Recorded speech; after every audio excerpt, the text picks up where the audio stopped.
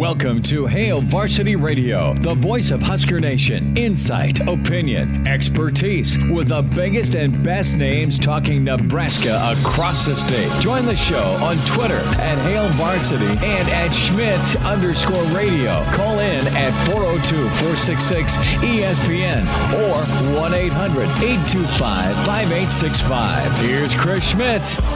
Great to have you in. Welcome to Tuesday. It's Hail Varsity, presented by the Nebraska Lottery. Chris Schmidt.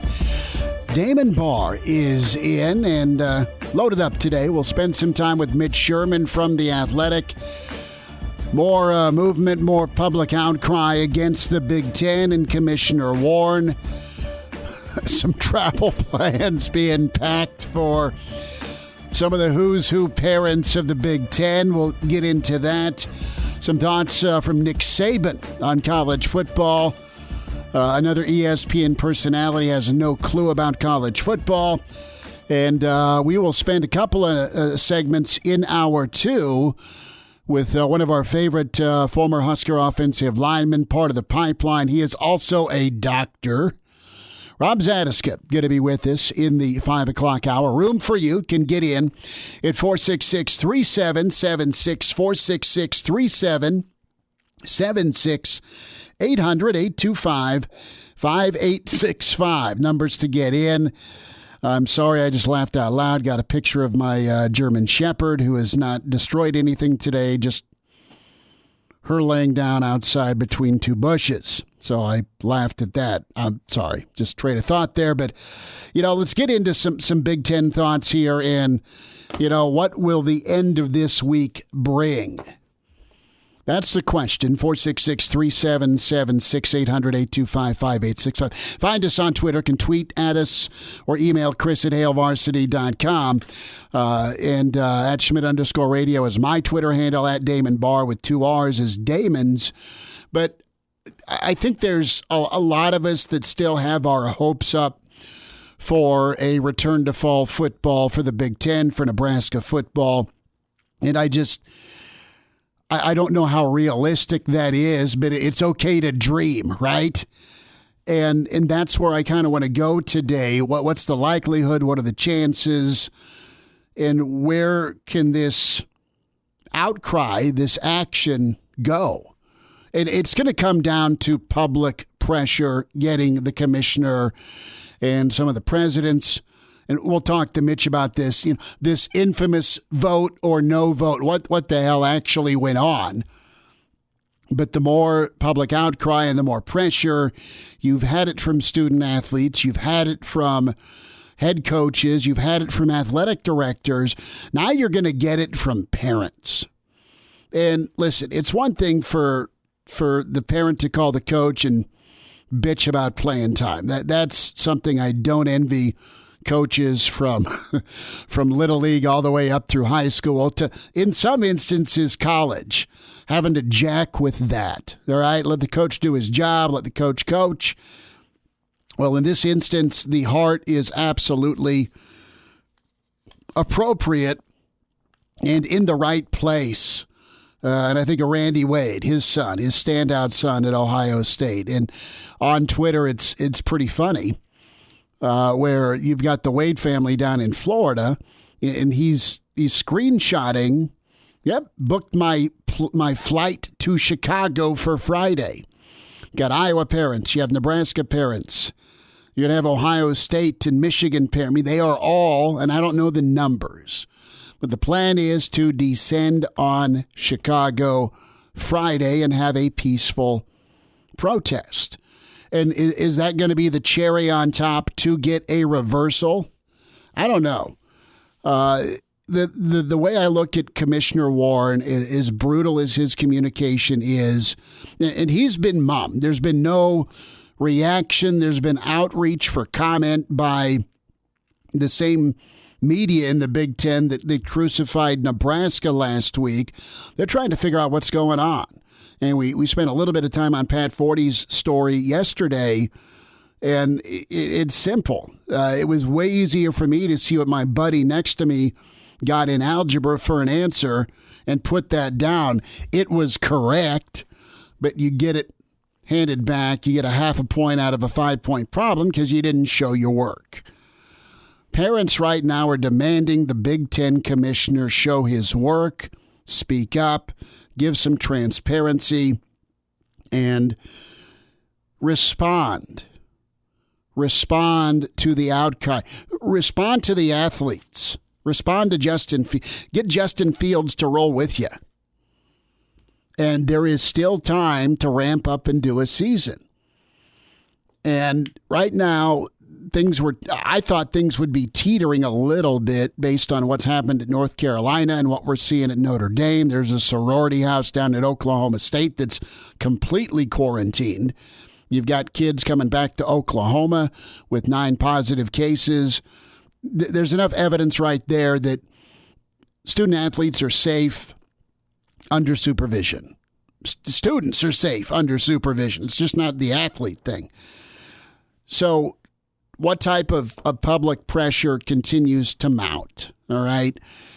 And can members of Big Ten schools and members of Big Ten families and student athletes, can they keep pushing enough? Can their voice be loud enough? Can there be enough cluster bleep media attention Friday at the end of the week for Commissioner Warren to cave?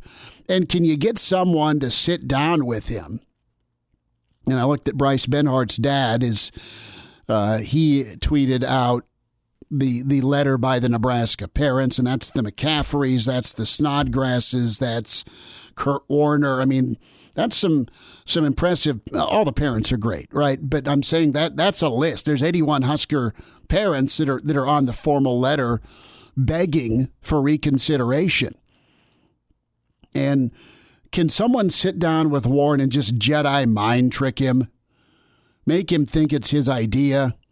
And can we get to the bottom of this vote, this no vote? And I know Nebraska didn't get into specifics other than, yeah, there was a vote. You have the Penn State athletic director saying, I don't know if there was a vote.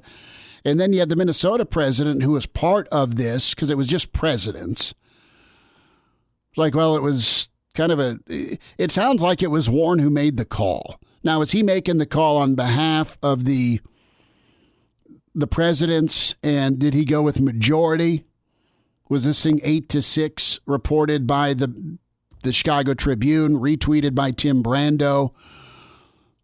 Was it 7-7 and he's the tiebreaker? Or did he even care who said what? He was going to make his decision. If I'm going to put my tinfoil hat on, is this the have-nots in the athletic world weakening the haves in the athletic world?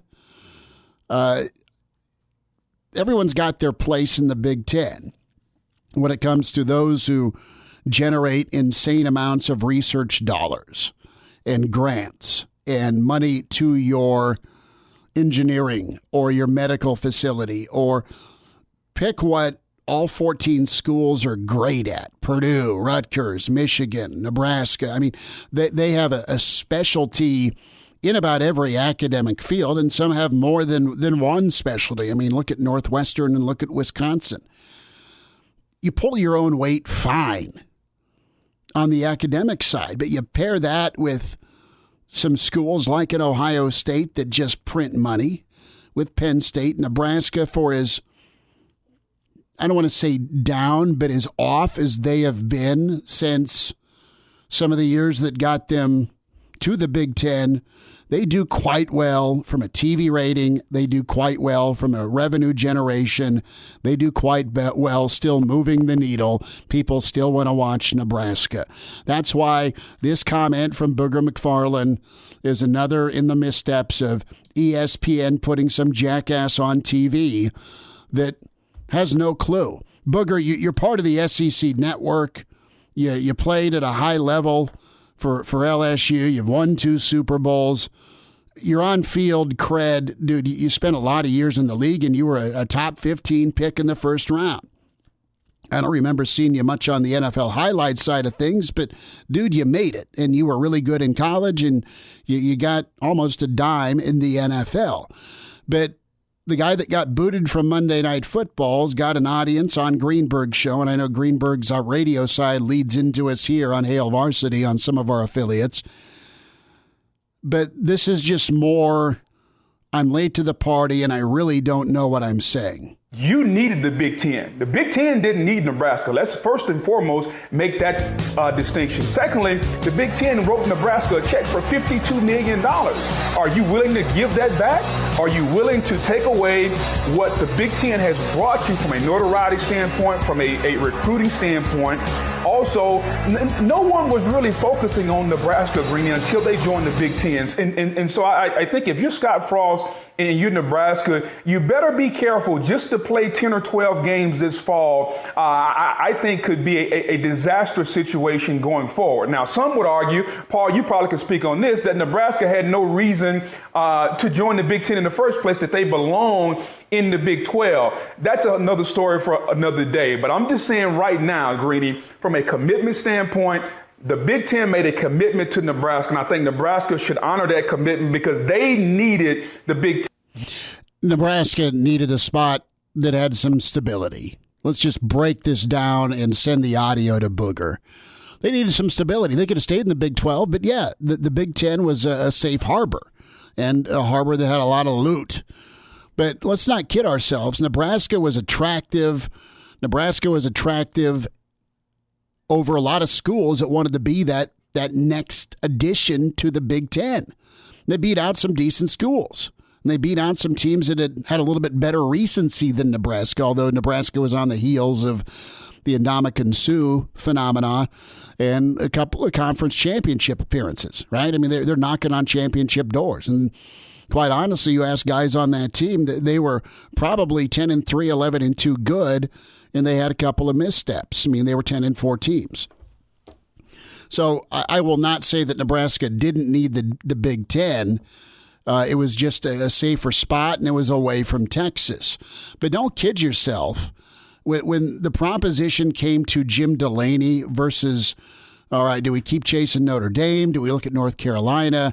Do we talk to Missouri? I mean, they could have gone a lot of different directions to add that 12th team and eventually get it to 14 with Maryland and Rutgers. Nebraska Nebraska still has its looks, is what I'm saying. All right. And for a guy to jump on ESPN and stir up the meth pot is kind of what they do. But I'm getting tired of, and I know we're talking about it and giving it attention, but I'm getting tired of the number of ESPN guys that jump on. And it doesn't have to be ESPN. Just stay in your lane if you're clueless about college football. That's all I'm going to ask. Let's hear from Feinbaum. And Feinbaum makes a good point here because I think you've got the Penn State 80 trying to straddle here because she is kind of the buffer between school president and then all the coaches for those fall sport athletes that are like, what the hell, let's play.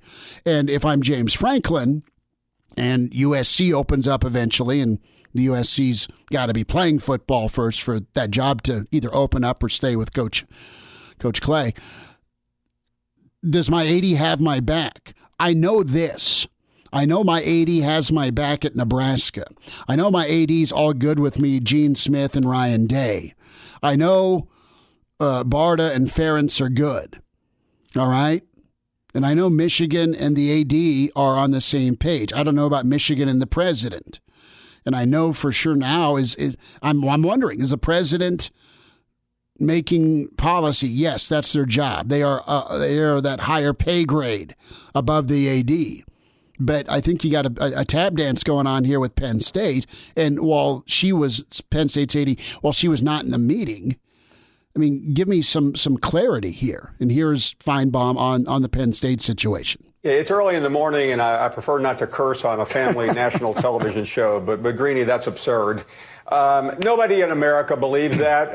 It's clear what she is doing. She is sending mixed messages. She's basically trying to tell her constituency, which is her fans and her football team, that I really don't know what happened. Of course she knows what happened. It's the single most important vote in the history of the Big Ten, and the athletic director at one of the most important schools in the country doesn't know. I mean, that's absurd, Greeny, and no one should believe that. No one should even consider what she said. And she has a president that she communicates with, that she reports to, and obviously that president was in on the vote. So come on, let's be adults here and just call that what it is. He isn't wrong. I mean, you want to talk about the vote, the non-vote, or was it just a directive? We'll get into that with Mitch Sherman. It's just very frustrating, and you need some transparency. You want some medical documentation, and you want the commissioner to lead. All right? You want the commissioner to lead. You want the commissioner to respond, at least respond to what's going on. And in the era of protest, you got to realize that there's going to be a monster protest. And it's going to be not folks that are ticked off. It is people there standing up for their own flesh and blood, their sons and daughters that they care more than anything about. And it's going to cause problems. Will it be enough of a loud voice,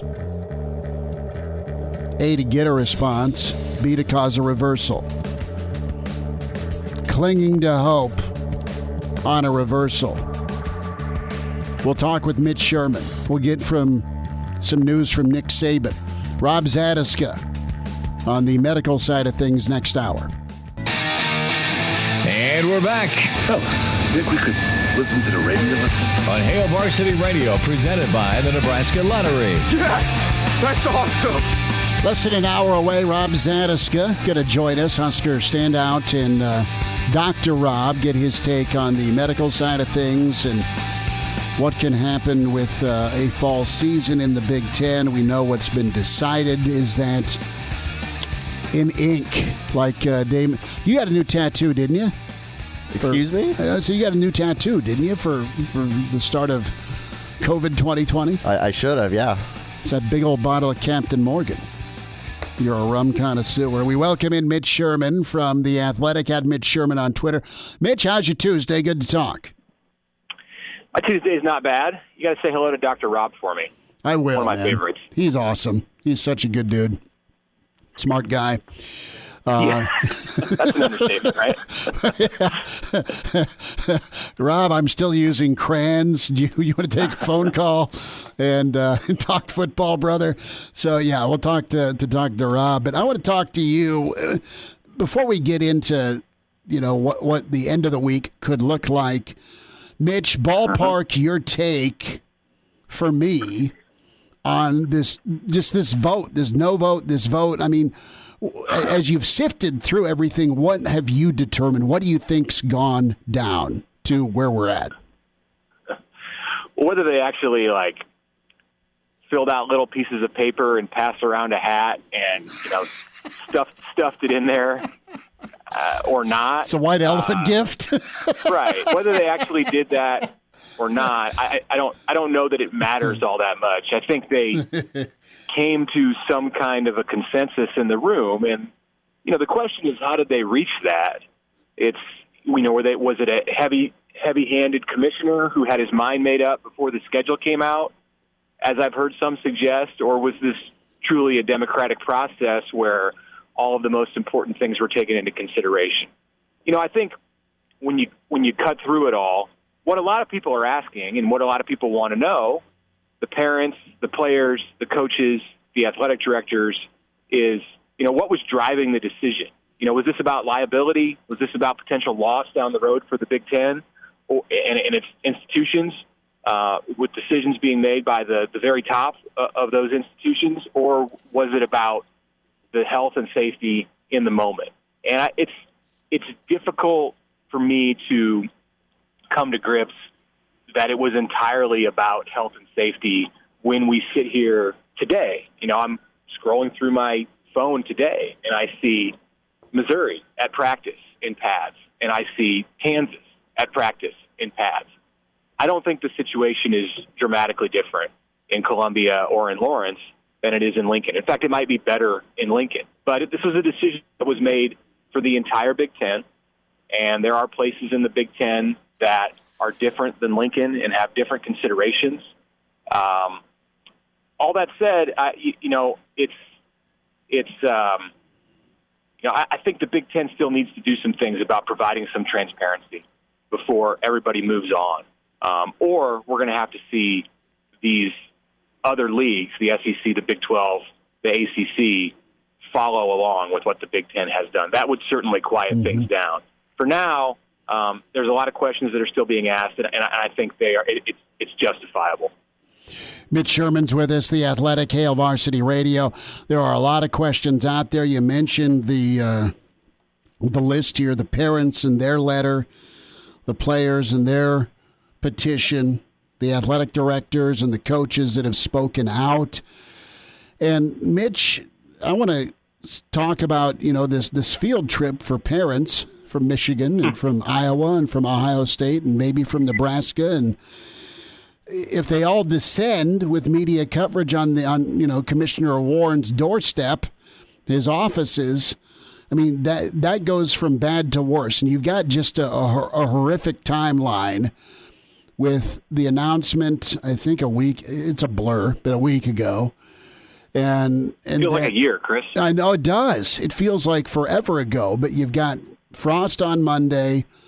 You've got the public beating that ensued, and then that 180 has happened with everyone going, oh, well, Nebraska wasn't necessarily out of line now, or at least the flogging has stopped.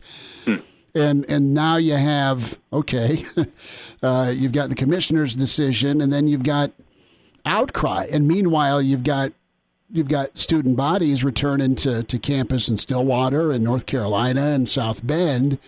And all right, we're just going to switch to online, but there's been no punting of any athletic endeavors. Right, so right.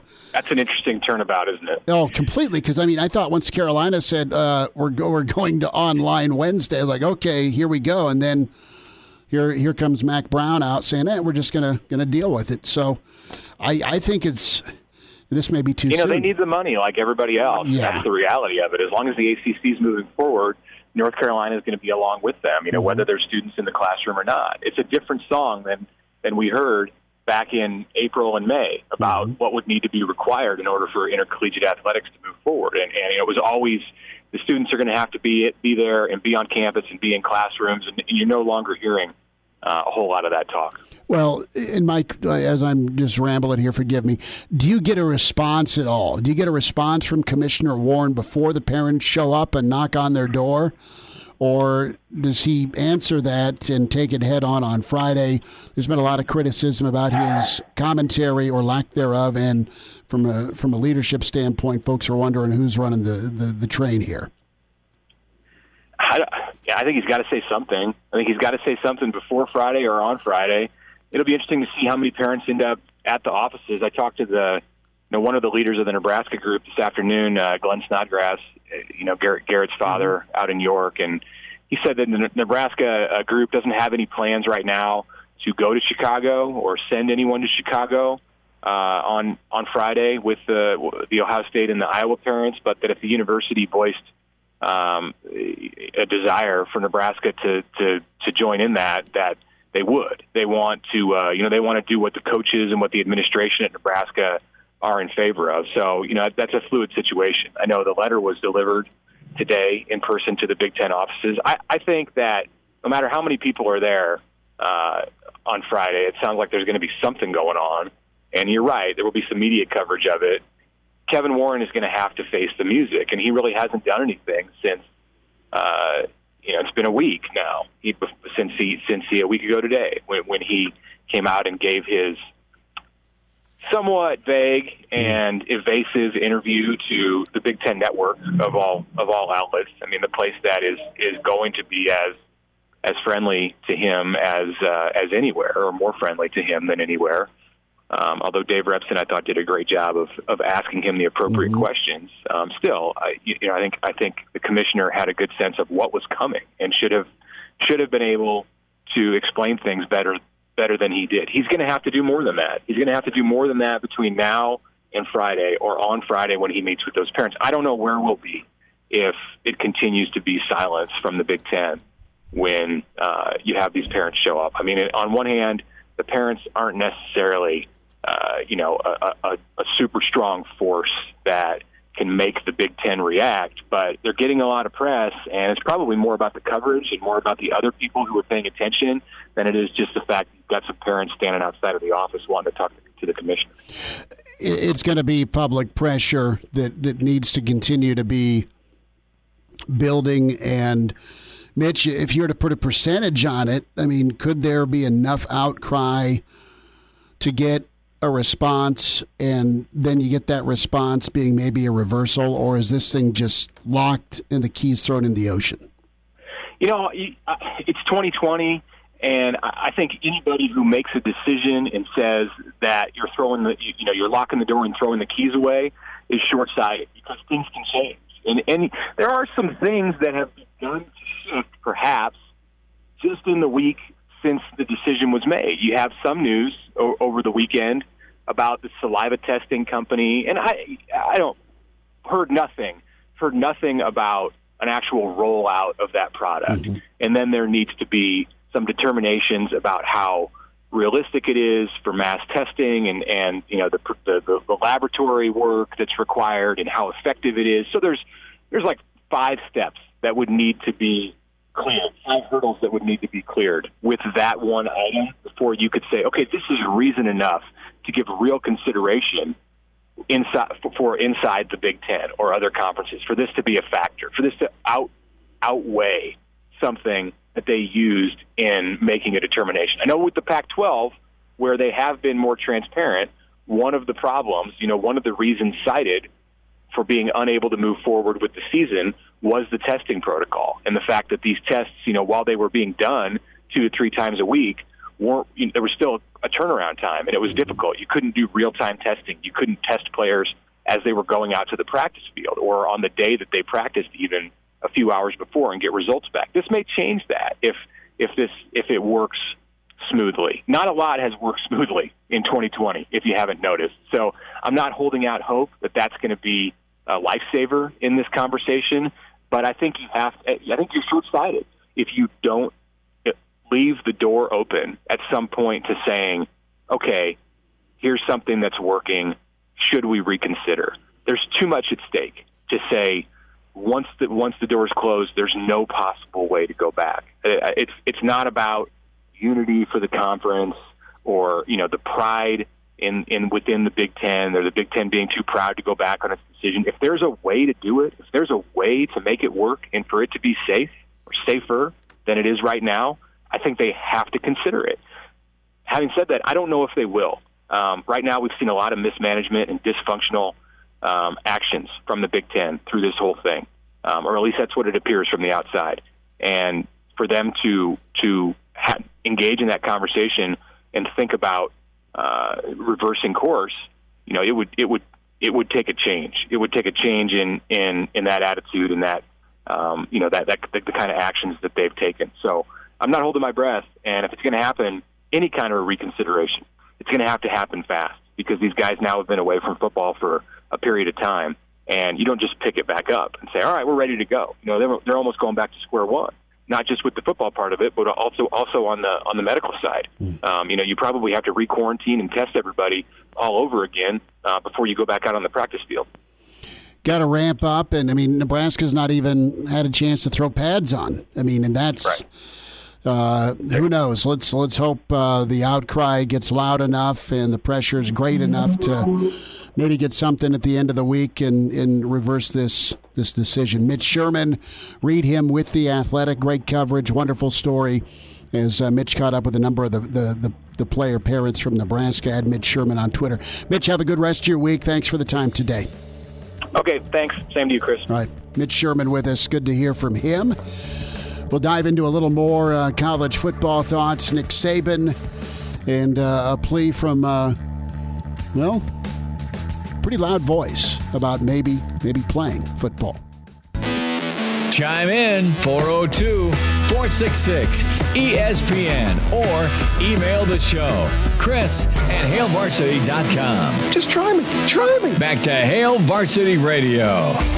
Well, Bama's moving forward. You had the SEC unveil their schedule last night, and our old friend, the Pirate, Mike Leach, we have adopted Mississippi State until football returns to Lincoln.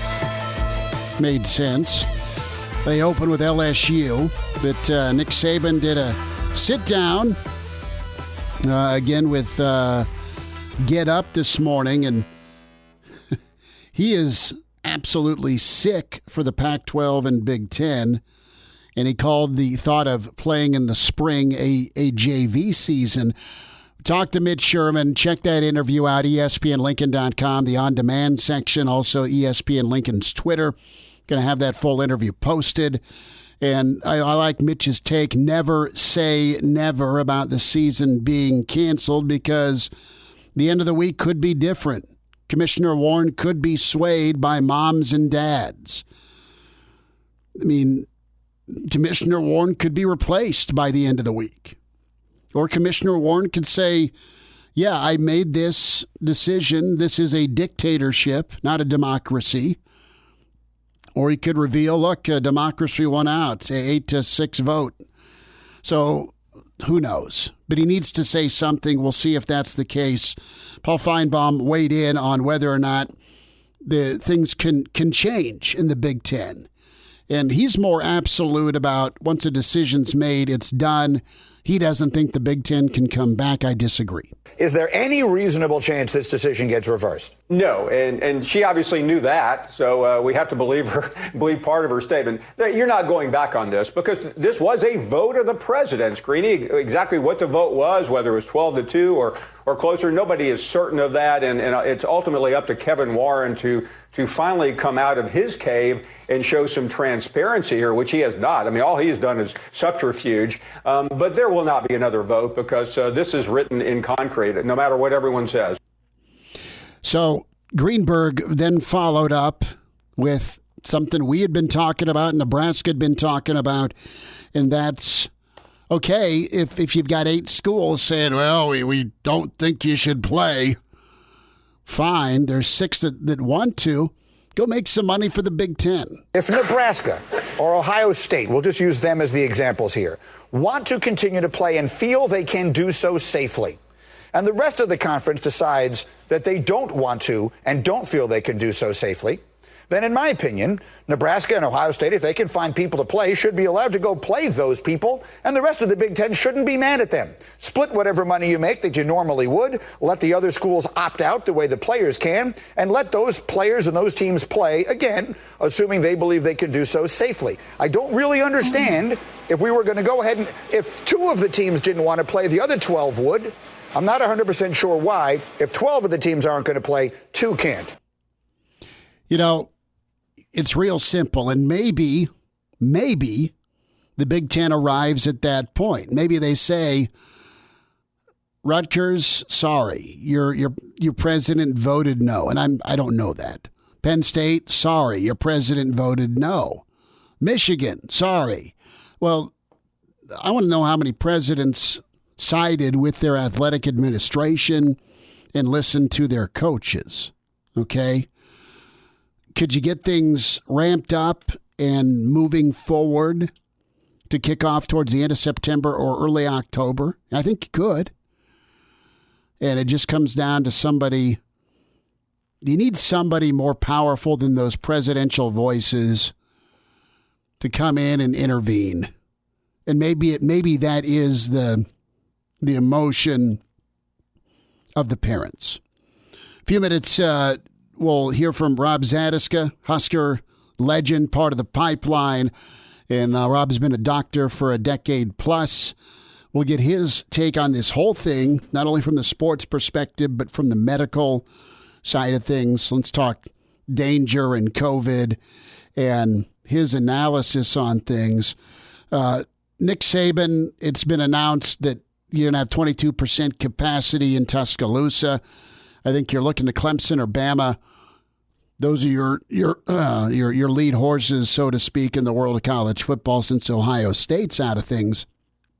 as we speak. But Saban really spent some time talking about safety, the bubble his kids are in.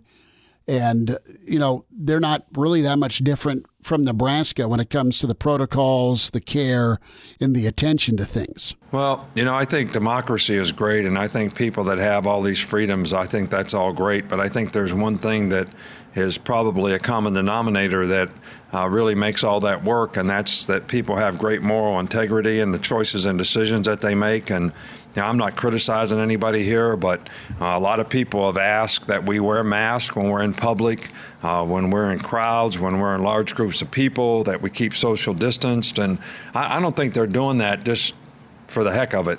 I think there's a reason for it. We're trying to control the spread of this disease. And I think that our ability to do that is going to go a long way in saying whether we can play football or not. But bigger than that, it's just your own personal bubble for your own personal safety.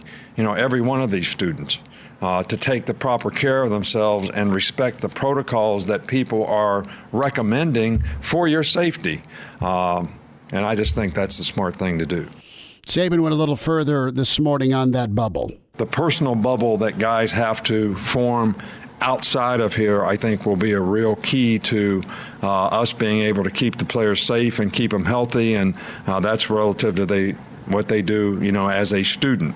All right, so we're trying to give them direction on that. We have the Surgeon General speaking to the team tonight, which we're trying to inform our players and give them the best possible education in every possible health and medical issue that COVID-19 can possibly present to them.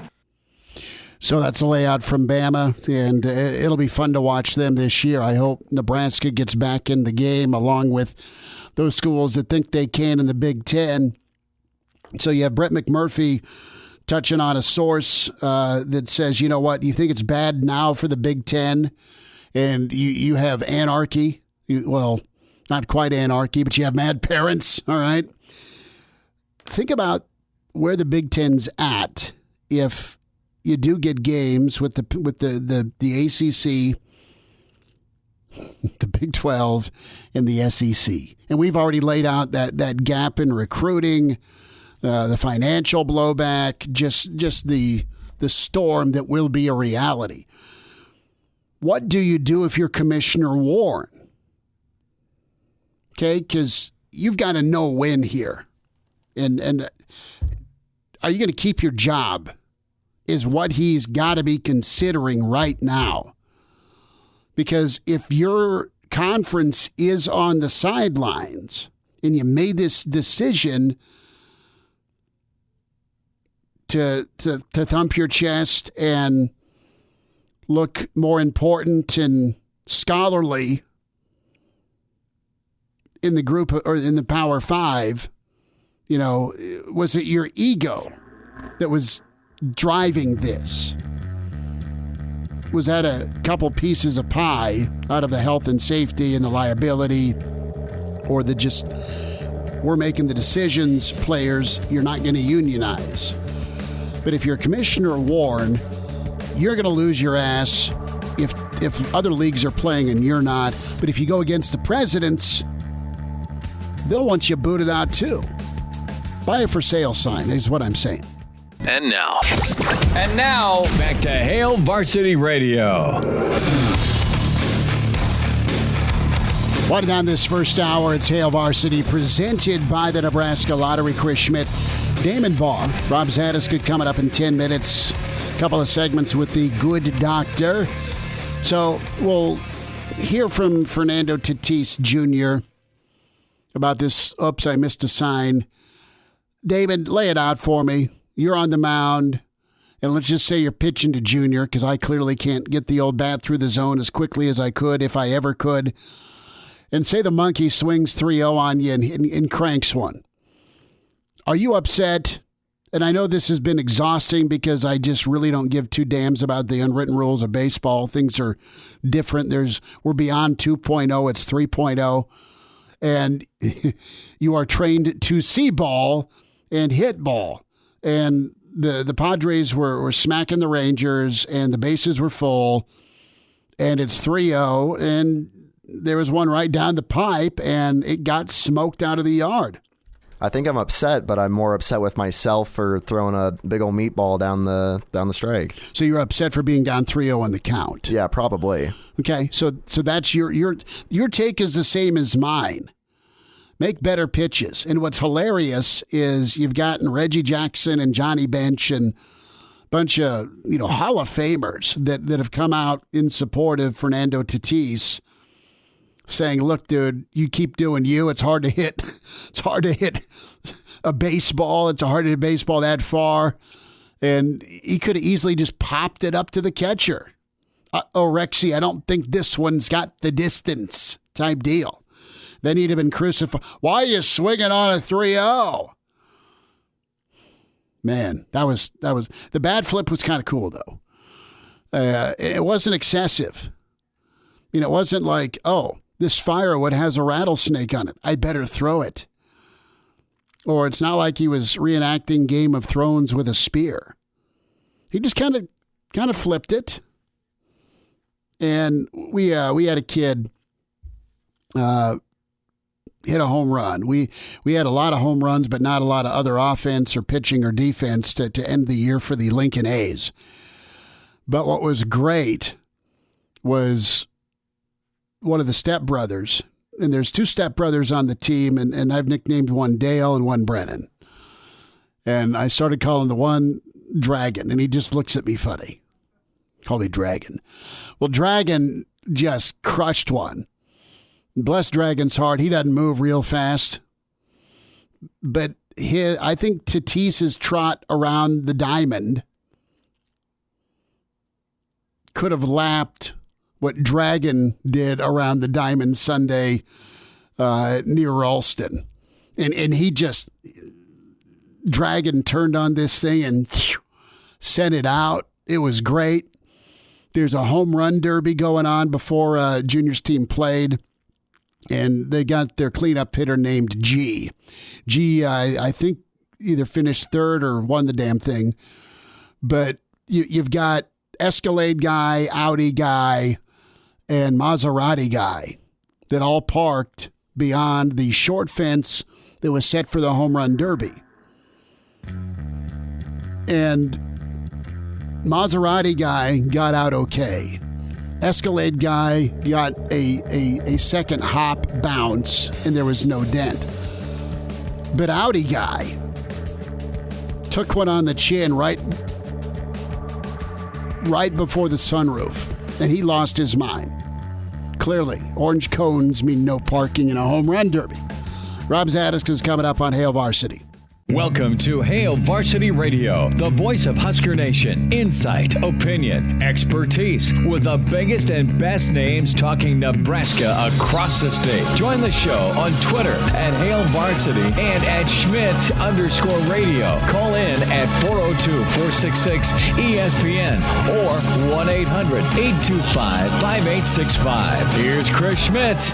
Back into it, Hail Varsity, presented by the Nebraska Lottery. And let's kick off hour two with the good doctor and Husker standout offensive lineman, Rob Zatechka, the pride of Lincoln East. His Doc Talk Sports podcast is a great listen, and you can follow Rob on Twitter at HHRob. Dr. Zatechka, sir, how are you? How's your buddy Desmond doing? We're doing good, although I think myself and about 90,000 of my closest friends are no longer able to follow Desmond, which is just an absolute travesty in my mind. Well, I was laughing out loud because I was scrolling through it and I saw your challenge. What did you say? You threw the gauntlet down. Let's see how many blocks there can be. Man, how many people look ridiculous, a little more than, a week later, Rob, with their reaction to Nebraska, and then the rest of the sports world's kind of woken up here with their outrage towards the Big Ten. Well, the thing that I guess always really bothered me by that is that, you saw a very vehement, angry reaction. Desmond Howard, Mike Wilbon, Dick Vitale weighed in, Adam Rittenberg from ESPN. I mean, you had a lot of people really, taken a pretty hard stance on kind of what the message out of Nebraska was. And essentially people were sitting there flat out claiming Nebraska was trying to leave the Big Ten. And that wasn't the message at all. I mean, it was Nebraska basically said, hey, all we're doing is we're disappointed. We want to play football. If there's other options, we'd like to explore those other options. And people forget that one of the things that Scott Frost came out and very specifically said during his press conference last Monday was that playing games within the confines of the Big Ten Conference was far and away the most ideal situation for Nebraska and the most desired situation for Nebraska. And all of a sudden, you've got all these Big Ten media members who cover the conference who are basically telling me, I know Kevin Warren needs to find a way to get Nebraska out of the conference. And I just, okay, nobody said that. I mean, that wasn't anything that anybody actually said. So I thought that was awfully disingenuous right then and there. But then the other thing that happens is all of these other schools. I mean, at this point now you've got multiple schools where it's essentially parent groups have come out in strong support of teams playing, other coaches, ADs. I mean, Gene Smith popped up there for a while, and Gene Smith said, hey, we're still investigating other options to play. Ryan Day said the same thing. And nobody went after them. It was okay for everybody else to say it, but not Nebraska. And part of the reason I think I kind of got a little upset by it was the fact that none of these commentators made the case that they were saying this based upon the idea of safety. This wasn't a player concern, a player safety, a staff safety issue. They were bringing this up in the sense of this is a problem because Nebraska is not showing completely blind, unquestioning subservience to the Big Ten Conference.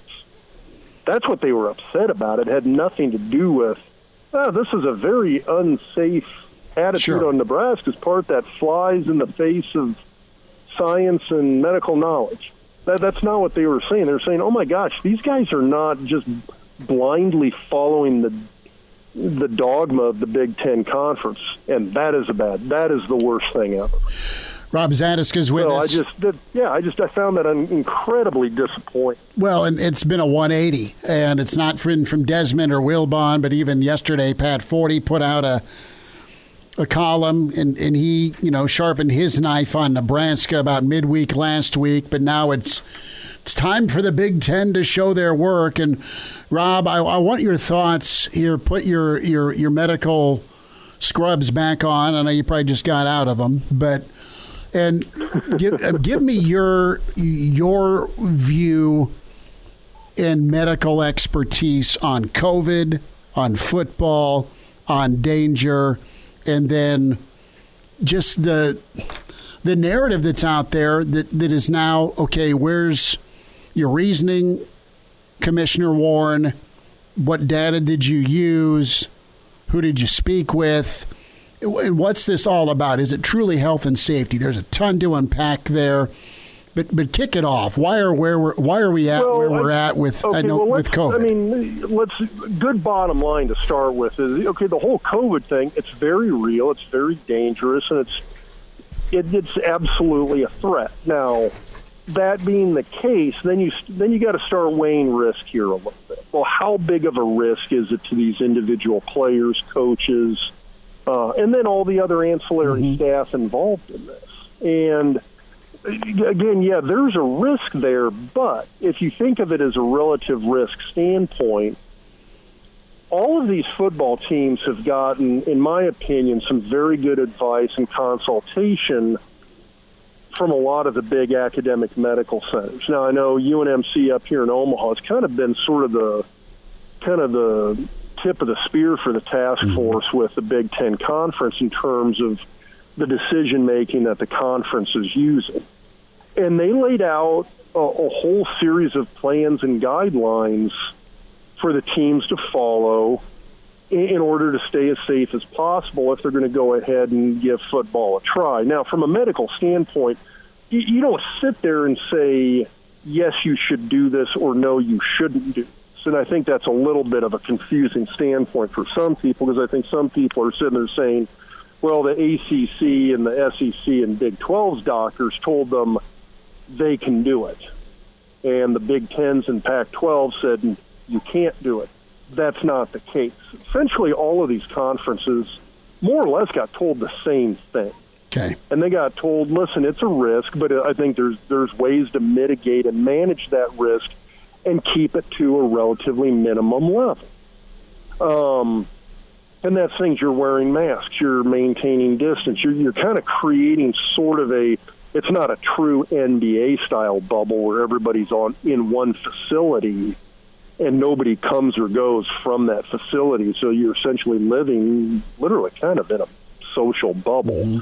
But by following the recommendations from all of these academic medical centers, you essentially create sort of a pseudo bubble for these athletes, coaches, and other staff in which they kind of work with it.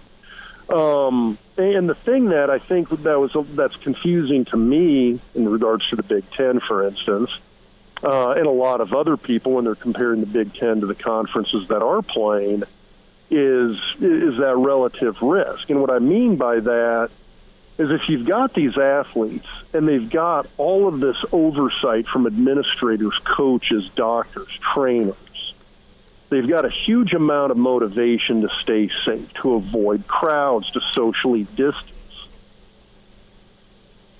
But you only have that if you're playing football.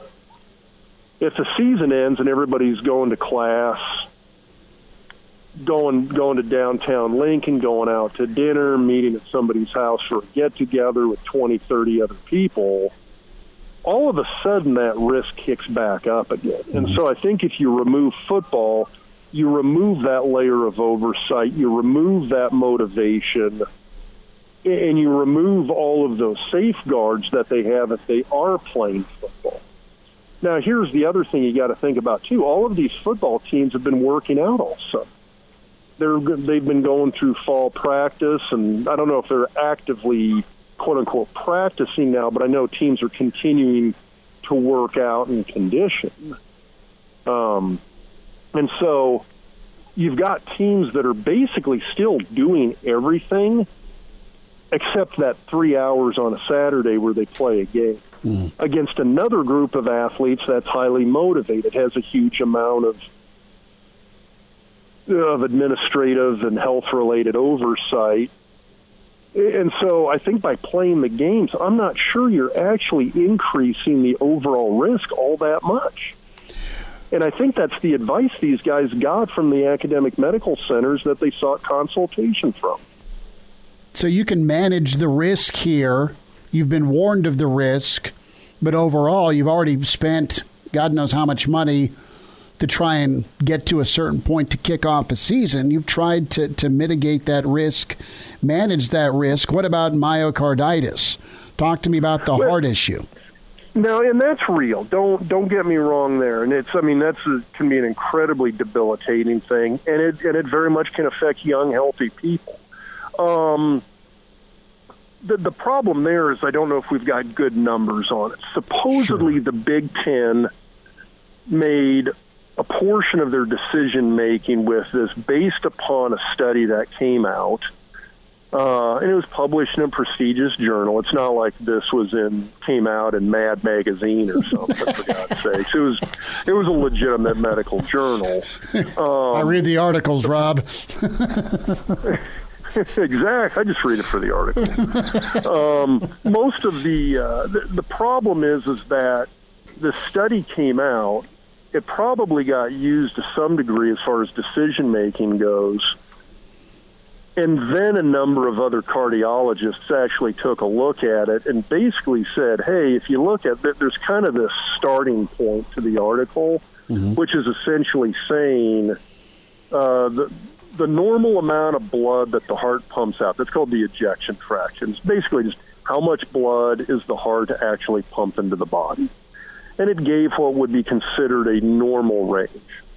Now, the normal range for that amount of blood in this particular study was this incredibly narrow range. It was a very, very small range of values. So the smaller your normal range is, the greater your abnormal range is. So think of it on like a scale of 1 to 100. Mm-hmm. If a range of like 54 on the low end and 58 on the high end is normal, well, your abnormal is anything from 1 to 54 and everywhere from 58 on up to 100. Jeez. Well, that's a lot of range that's abnormal, and that's what the study came out and said, is that you have this really, really narrow range. So the smaller your starting the smaller your starting normal is, mm-hmm. the larger your abnormal is. And so when the study on myocarditis came out looking at people who had COVID, it made it kind of look like the abnormals were this really, really huge number. That does. And so everybody was like, holy crap, well, look at anybody who's ever had COVID now has an abnormal heart. And the problem is that's not actually true. That's not very true. The normal range for that ejection fraction, the normal range for how much blood the heart pumps, it's got a pretty wide varying range. It's much bigger than what this paper said it was.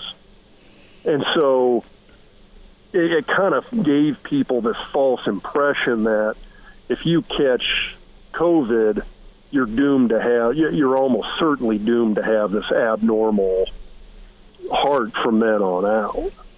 Gotcha. And that kind of scared the heck out of people.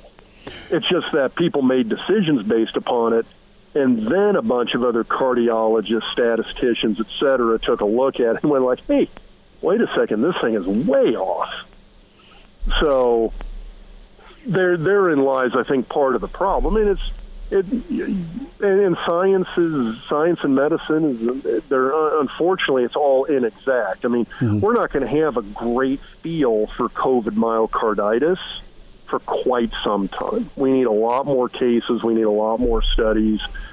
I don't know if we have time to make an educated decision based upon that. Does that mean you cancel a football season? Personally, I don't think it is.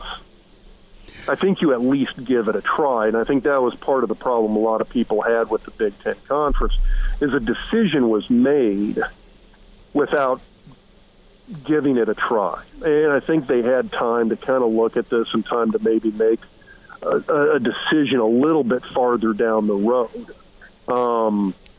And so that's why I think a lot of people are upset, is that they weren't even willing to just give it a try. Dr. Rob Zatechka is with us, Hail Varsity Radio. We'll have more from the good doctor. A whole nother segment. We'll get into his take on COVID, and he's not alone with the disappointment with the Big Ten and pulling the cord so soon. So more from a great member of the pipeline for Nebraska. So reminder to you, 1 out of 3 fatal crashes involves an impaired driver driving drunk, buzzed, or high. That's never acceptable. Law enforcement officers working around the clock. They're putting up stops, sobriety checkpoints, saturation patrols. As a driver, make that correct choice of a non-alcoholic drinker. Have that pre-selected designated driver. Be smart, start the conversation. Who's Driving Home? Brought to you by the Nebraska Department of Highway Safety Office. Good stuff from Mitch Sherman. What will this week bring? Well, it'll bring Big Ten parents to Chicago. It's a knock on the commissioner's door. What's next? You got Carolina. You have Michigan State going distance learning. Notre Dame. But so far, the ACC steadfast. We'll spend some more time here. What's next when it comes to COVID and football with Dr. Rob Zatechka. And now, back to Hail Varsity Radio. Rob Zatechka is with us, Husker legend, and you hear his podcast. Doc Talk is where you can log on and find out Dr. Rob and Travis Justice at HHRob on Twitter. So, Rob, you beautifully explained that. Thank you much for the heart question. So let's get into the nuts and bolts as to why, in your opinion, what do you think happens? Does Commissioner Warren have a chance to walk things back? Does he double down? And why did things shake out the way they shook out? Was it pure health and safety, or is there something else? See, I'm convinced, and you and I chatted about this a little bit off the air, just that I'm still convinced there was kind of a two-factor equation that played in here. And I think one of those things was, I think it was a liability issue. I think all of these conferences were essentially getting, maybe not the same, but very similar medical advice and medical consultation from their respective academic medical centers and docs and, well, consultants. Mm-hmm. I think in the Big Ten Conference, I think you had an ultra-conservative legal team that essentially got a little bit more nervous, pulled the trigger early, and said, this is too much of a liability issue. You got to shut this down. The other thing that I think happened, and, this was a suggestion. I got this from talking to Tom Chattel with the Omaha World-Herald. Tom made the point that he's always felt that the Big Ten there's a strong degree of ego there. Oh, yeah. And within that ego, I think they kind of felt, I think the Big Ten Conference knew that the Pac-12 was basically going to pull the plug. Now, Pac-12 has a lot of other factors going on that play into their decision-making. You've got the states of California and Oregon that were already in a situation where, because of government mandates, they weren't able to play football until, something like September or October anyway. So the Pac-12 was probably really already kind of shut down from the get-go. And so the Big Ten knew that the Pac-12 is going to pull the plug. I think the Big Ten, purely from an ego standpoint, thought, hey, Pac-12 is going to pull the plug. If we pull the plug, everybody else is going to cancel the season as well, too. God forbid we're not the first person to get out in front of the curve, so to speak, be the leaders here and pull that plug first. And I think there was a strong desire that, hey, if all of these conferences are going to cancel the season, which I think the Big Ten was convinced was going to happen, they wanted to make darn sure they were the first one to do it. So they knew when the Pac-12 was going to do it. They knew the Pac-12 was going to do it. And so the Big Ten canceled. Pac-12 followed suit, hours later. Mm-hmm. And then they sat there thinking the other three conferences, within half a day, the exact same thing was going to happen, and it didn't. Nebraska expresses their sentiments. The media decides, hey, we've got to step in here and side with the conference, otherwise we risk getting shut out of our own conference if there's a big scoop coming. Sure. So I think the media jumped on Nebraska's case. Next thing you know, you've got every other school in the conference bitching and moaning about the decision and the decision-making process. And now all of a sudden you've got, I call it now the Big Three, the SEC, ACC, and Big 12, as of now going ahead and playing football. And I think the Big Ten sitting here going, okay, this did not shake out how it was supposed to. We were supposed to be first. Everybody else was supposed to cancel, and that didn't happen. And now I think they're trying to figure out exactly what to do. I don't know what's going to happen. I would love to see him walk it back. He mentioned if I thought there's a chance. Yeah, I do think there's a chance.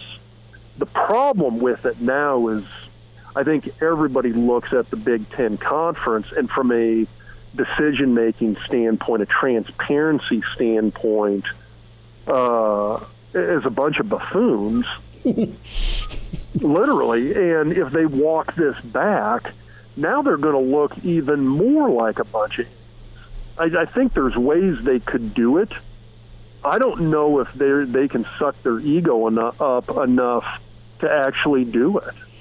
what Warren needs to do here. He was the first commissioner to jump out in front and have a Zoom meeting with student athletes, right?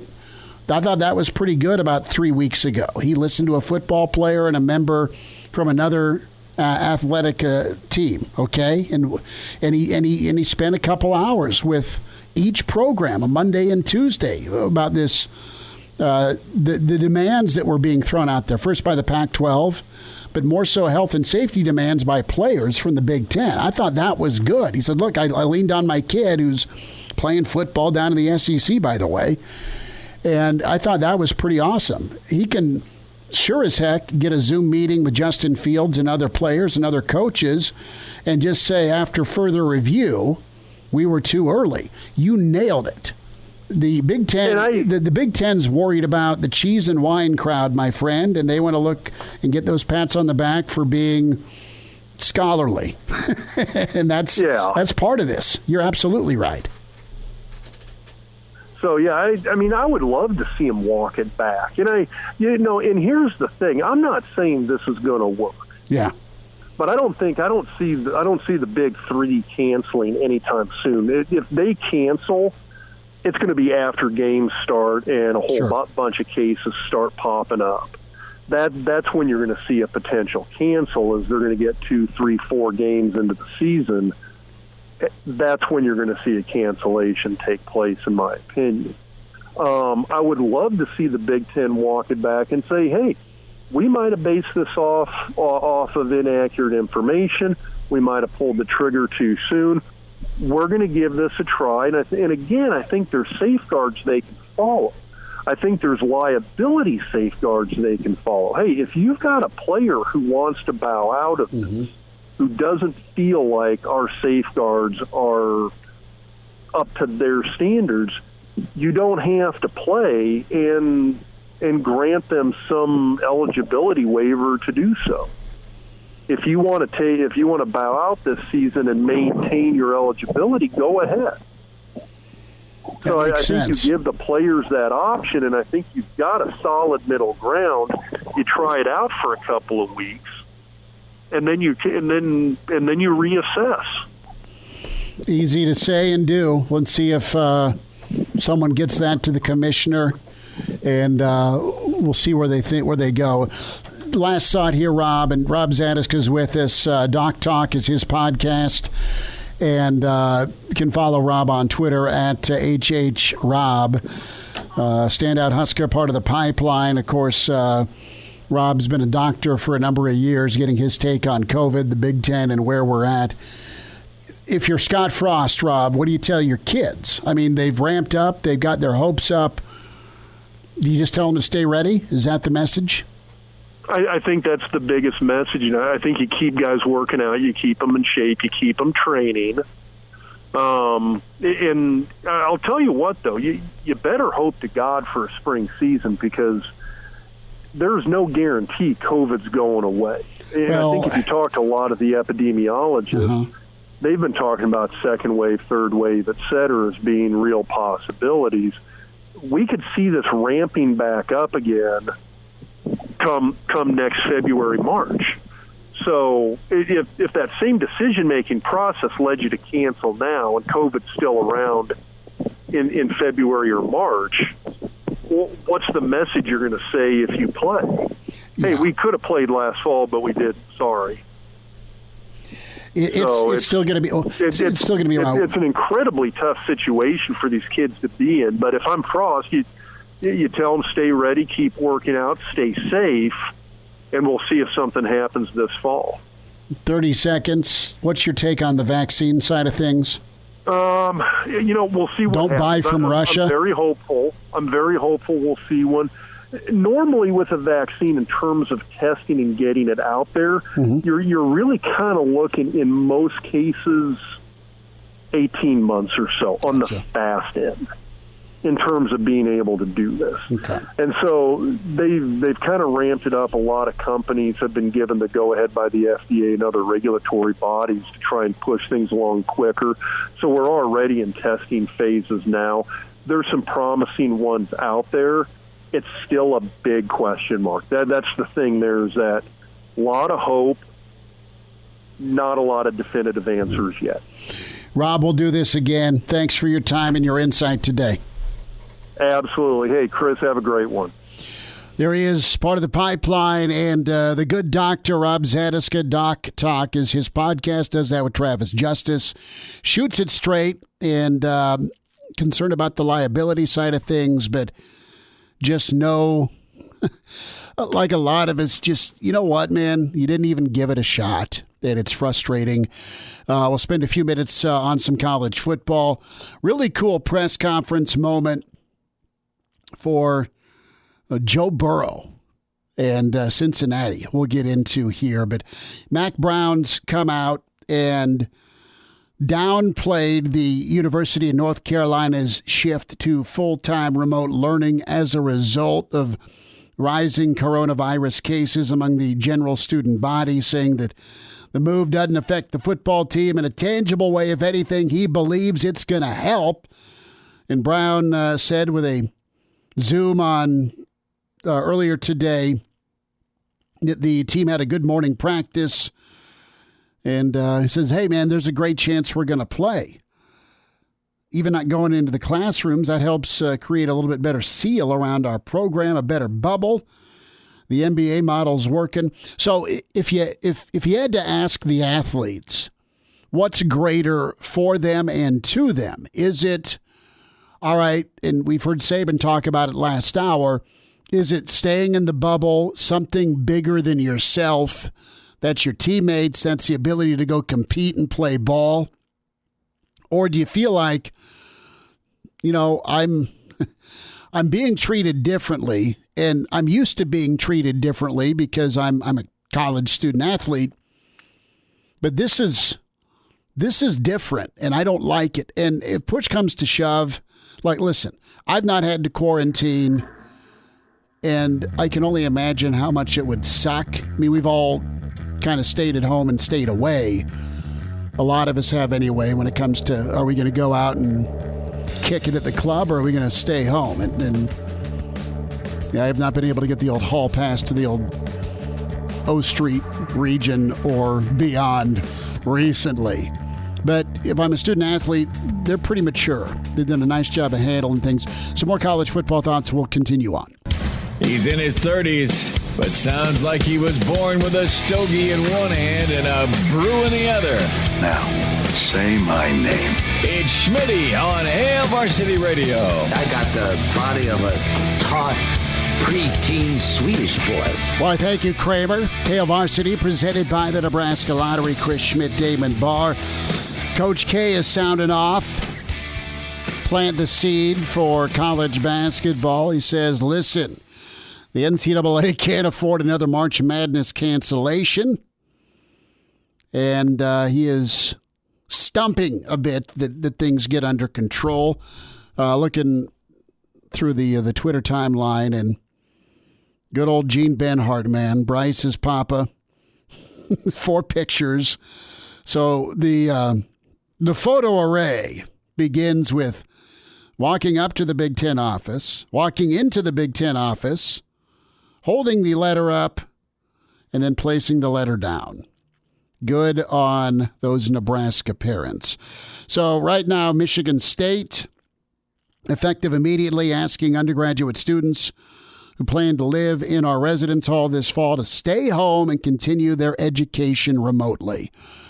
So is this a big ploy to collect the check? What's the refund policy like for housing?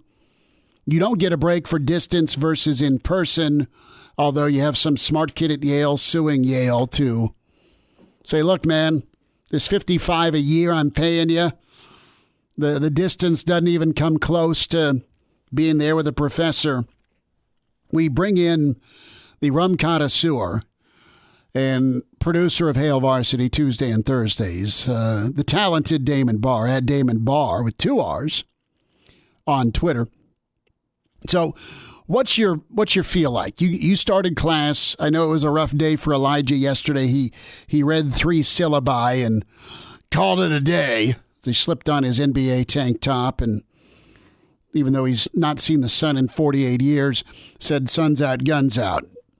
you're at least covered, thankfully. Damon, what's the feedback? You live with some roommates. Did you ever live on campus? I lived on campus my freshman year just to live in the dorms, just get the feel of things. Right, be away from home for a little bit. Yeah, it was nice, and it helped me become more independent in college. This first week is weird. Yesterday, I didn't do much, but it felt like the first day of school. And honestly, this is the first time in a long time that I haven't looked forward to school starting. There's always that lull at the end of summer where you're like, okay, I need something to do. Let's get back at it. But now I don't really want to go on campus all that much. I have to 1 or 2 days a week for classes because they do it half in class, half online, that kind of stuff. But even the thought of going on campus and seeing everybody there is kind of not appealing at the moment, and it's kind of sad. Is it just straight out of COVID concern? Exactly. It's straight out of just, should we even be going, honestly? Okay. That's totally fair. So what courses do you have to be in person for? I have to be in person for 3 of my classes, a management class and 2 writing classes. Okay. And so, yeah, I mean, we'll be on Zoom when we're not in class, but you still have to go. They have half capacity classrooms, so there's going to be about 10 of us in a room at a time, which isn't terrible. It's not awful. We can keep distance if we wear our masks. It should be fine. I'm not really scared about that, but I feel like I'm going to be missing out on a lot of just campus experiences that I kind of took for granted before. Right, and you've got 1.5, 2 years left. This is my last year. Okay, so you are okay. So yeah, what a kick in the junk from a senior standpoint, Damon. But you'll figure it out. You'll be all right. So what's the buzz you get, man? You've turned that corner, and you're making your way senior year. And just from the student body, I mean, is Nebraska's student body, and I'm sorry, I'm asking you to speak for your brethren. I'll be the representative today. You be the rep. You tell me this. What's your feel like with the responsibility side of things for today's 20 to 22-year-olds? And listen, I know, I talked to a couple of folks, our boys at the bar, and our friends at Duffy's, and they've done a great job of letting folks have a good time, but also being responsible and socially distanced. I mean, they've done their job. Do you think the students that will hit campus have done their job, or is it just we've all been locked away for God knows how long? Let's let our frickin' hair down and start pouring Jaeger. I mean, I'm serious. I'm asking, is Nebraska going to be similar to Carolina, to Notre Dame, to Oklahoma State? Is this thing about to spike and go gangster, or is there more restraint with Nebraskans? Yeah, from my knowledge and the people that I've talked to just kind of in my close circle, it feels like maybe I just know some responsible people, but I get the feeling of more of responsibility. But that temptation it's just going to be too strong. 1 week, 2 weeks down the line, there's going to be parties like there always have been at college, and kids are just they're gonna be kids. It's what they're gonna do. Yeah, that's the fear. How many times has Barney talked about that? Going, kids are going to get on campus. They're going to be college kids on campus, and it could be wildfire. And we have our syllabus week tradition at my house. I mean, we don't not celebrate the new year, but we do it at home, and we do it with just a few people. Okay, so but it's people you've been around. It's people I'm around every day anyway. And my roommates. Sure. And you're firing up the garage band, and you're limiting who can come in, and maybe you're streaming the concerts. I don't know. But I get it. No, it'll be interesting to see where it goes, because next Monday it's in person. Do you anticipate Nebraska preemptively going, listen, Sparty's going distance. You've got a number of schools that have gone distance. Are they going to give it a shot, at least on campus, or are they going to shut this bastard down ahead of time before there's even a shot? What's the What's the swirling winds tell you? Everybody I've told I've told them the same thing. I say we're going to be there for a week in person, and they're going to shut it down. That's what I think is going to happen. Just my hunch. I don't base that on anything, but I think we're going to be there for a week. There's going to be clusters and outbreaks, and they're going to say, "Oh, we're going to reel that back, and you're going to go online." That's my guess for what's going to happen. Okay. Are you able to successfully do your writing courses with a fifth of rum? It makes it a little easier to get the words on the page, but it less time to review when that's the case. So sloppier work, but it gets done quicker. But it's entertaining. It's entertaining. There it is. We'll have some thoughts here from the NFL. Tough news for Gerald McCoy. Dallas standout, former Sooner stud, is done for the year. He's been cut by the Cowboys, a quad injury.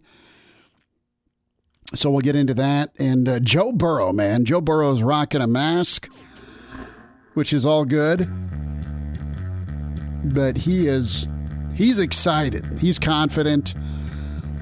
The Chiefs are moving forward. They're going to allow 22% capacity at Arrowhead, and they will allow tailgating.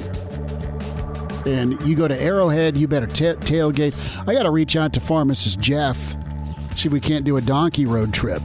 See Denver. Let's just do both. Miss us? Come here, brother. Give me a hug. Bring it in for the real thing. We're on call for you. Catch the podcast at HailVarsity.com, the ESPN Lincoln app, or download them on iTunes. Saddle up, partner. Back to Hail Varsity Radio. One final time, tomorrow on the show, Mike Babcock, Mike Schuhart, and Brad Edwards going to join us. See where things go. If there is a peep from the commissioner, or if he stays locked in the office. What's running through my head right now is it's Michael Scott peeking through the blinds, very, very quietly, peering out. And we'll see if there's a Dwight Schrute to let everybody know that, look, you're not hired. That episode where Dwight brought all his buddies. This was Jim and Dwight. Forgive me. This was post Michael. But let's see if the parents and their letters make a dent. Let's get some change going. And I won't call it backtracking. I'll call it coming to your senses about fall football. So here is Joe Burrow. Joe Burrow's a lot of fun to watch last year. I can't wait to watch Zach Taylor and Stanley and Seathan and the crew do their thing. And Jano's in Cleveland, but they'll play twice a year. But a little bit of a Zoom presser today with the Bengals and Mighty Joe. Not nervous at all. Very confident. I feel very comfortable with the offense right now. I feel very comfortable with my guys. And I think we're going to be pretty good on offense. I'm excited more so than nervous, I would say. Does that emotion surprise you that you aren't nervous? I mean, it's human nature, starting a new job like that. Absolutely not. Have you ever heard anything else about me about being nervous? Point taken. Point taken. Yeah, I'm Joe Burrow. Everyone's told me that, we're not sure. Just like, all right, mental note. I'll be good. I'll react. So, is it Indian food tonight? Are you doing a little Chinese, Damon Bar? What do we got rocking? Oh, you missed me by one night. I had the Chinese food last night. Where'd you go? I got a little panda. Oh, nice. Yeah. Okay. Orange chicken. Dude, orange chicken's just undefeated. Mm-hmm. It'd be really cool someday if I learned how to make that myself. Right. Yeah. I bought like a box of it, and I had aspirations to make it, but I was like, I'm going to screw this up. And so it never happened. Yeah. So you're doing panda tonight. Last night I did panda. Last night. Okay. So tonight is what? Are we doing burgers? Tonight's fishing something out of the pantry and putting it in the oven. We'll see. Kind of. You a box lasagna guy? I do enjoy the box lasagna. Yes. So we'll see what I can come up with tonight. But it's not vegetable lasagna though. No. 15 cheeses if you can. Okay. Good call. Good call. Is there the Damon Bar recipe? Do you ever go homemade lasagna? Do you do some sausage and ground beef or what? Well, my grandma makes the best homemade lasagna. It's entirely the meat sauce. It's just it's very saucy and very good. That's all I'll say. It's fantastic. Is it heat or is it sweet? It's heat. Okay. All right. No, Grandma Schmidt did the best lasagna, and she'd make it for us. And when I go visit her, she'd make it.